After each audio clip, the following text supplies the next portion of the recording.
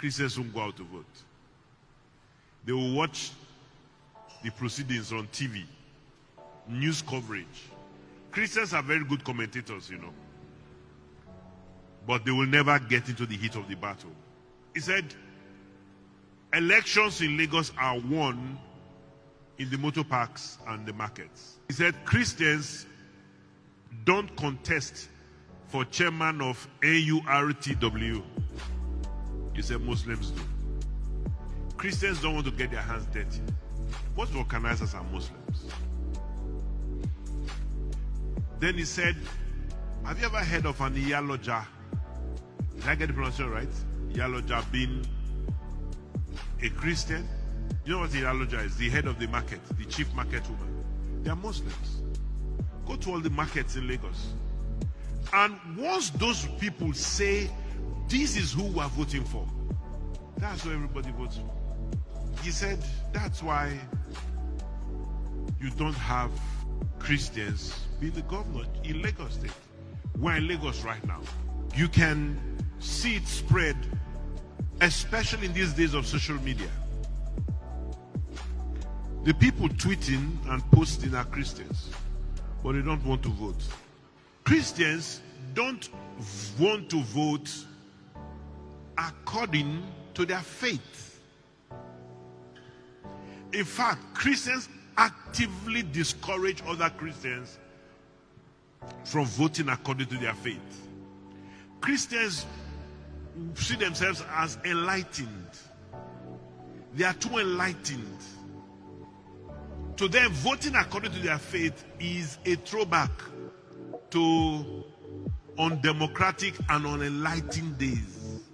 And we say, don't vote according to your faith. And yet we keep having leadership that when they come in,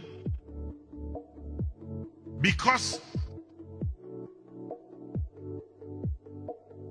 we know that some parts of the country vote based on faith.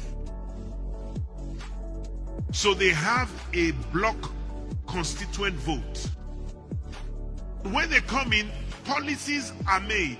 I'm not being partisan here, but we are all aware of what's going on. Incidentally, there's a certain party that says Muslim doesn't matter. But I wonder what they would have said it had been Christian. Mordecai told Esther. She said, he told Esther that even though you're inside the palace, when the Jews are going to be consumed, you won't be spared. We are not trying to be divisive. But in every nation, the interests of everyone must be respected. And this cannot happen until we take a stand to say, we must vote. They say, we must look for competence. Is there no competent Christian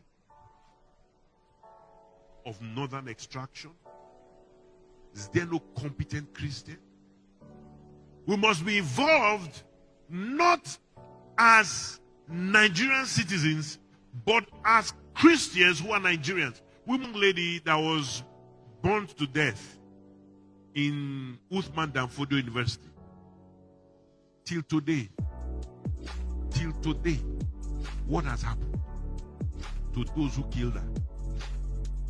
What I'm saying might be uncomfortable, but it is a call to action.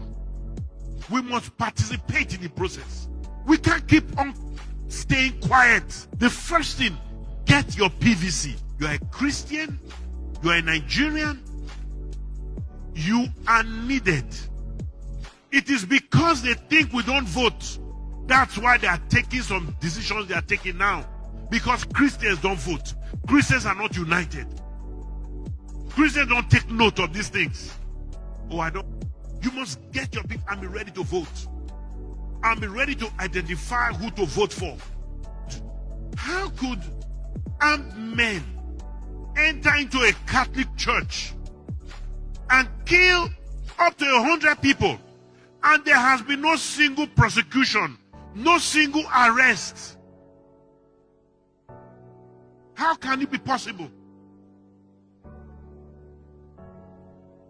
Are they ghosts?